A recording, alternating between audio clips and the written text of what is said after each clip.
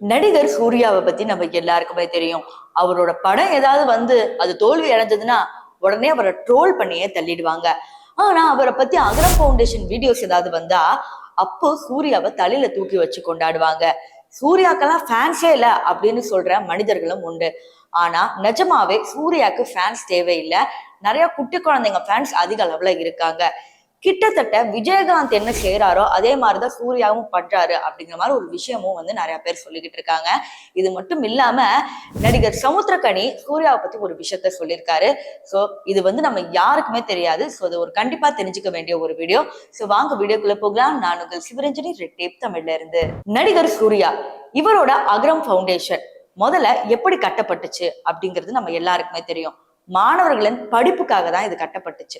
இத பத்தி சம்பந்தமா கேள்வி கேட்ட ஒரு பத்திரிகையாளர், இந்த மாதிரி நீங்க வாங்குற டொனேஷன்ல தான் கட்டுறீங்களாமே, நீங்க கட்டினது இல்லையாமே அப்படிங்கிற மாதிரி ஒரு கேள்வி வைக்கிறப்ப அங்க சூர்யா அவர்கள் என்ன சொல்றாருன்னா, நான் படத்துக்கு என்ன சம்பளம் வாங்குறேனோ அந்த சம்பளத்துல தான் இந்த அகரம் ஃபவுண்டேஷனை இப்ப வரைக்கும் நான் பாத்துக்கிட்டு இருக்கேன்.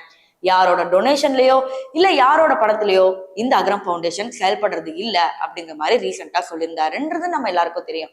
இதையும் தாண்டி சமீபத்துல சமுத்திரக்கனி அவர்கள் ஜவ்வாது மலைக்கு போயிருக்காரு. நீங்க எல்லாம் என்ன பண்றீங்க, நீங்க அகரம் ஃபவுண்டேஷன் ஐடி கார்டு போட்டிருக்கீங்க, இந்த மலையில என்ன பண்றீங்க அப்படிங்கிற மாதிரி நிறைய கேள்வி சமுத்திரக்கனி அவர்கள் வைக்கிறாரு. இதற்கு அந்த ரெண்டு பசங்க என்ன சொல்றாங்கன்னா, சார் இங்க மலைவாழ் மக்களோட படிப்புக்கு நாங்க ஹெல்ப் பண்ணிட்டு இருக்கோம்.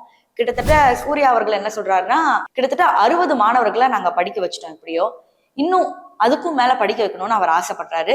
சோ மலைவாழ் மக்களை மீட்டு அதுவும் குழந்தைகளை மீட்டு படிக்க வைப்போம் அப்படிங்கிற மாதிரி அவர் ப்ராமிஸ் பண்ணியிருக்காரு அப்படிங்கிற மாதிரி ஒரு விஷயத்த சமுத்திரக்கனி அவர்கள்கிட்ட சொல்றாங்க.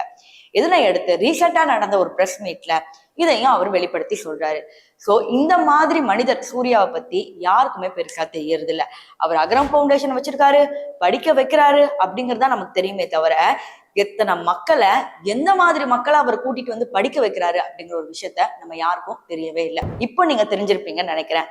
சோ ட்ரோல் பண்றவங்க, சூர்யாவை பத்தி அவரோட உடலை பத்தி காமெடி பண்றவங்க, இவங்களுக்கெல்லாம் சொல்லிக்கிறது ஒண்ணே ஒண்ணு என்னன்னா, இந்த மனிதர் போல இன்னொரு ஆக்டரை நீங்க எக்ஸாம்பிளா எடுத்து காட்ட முடியாது.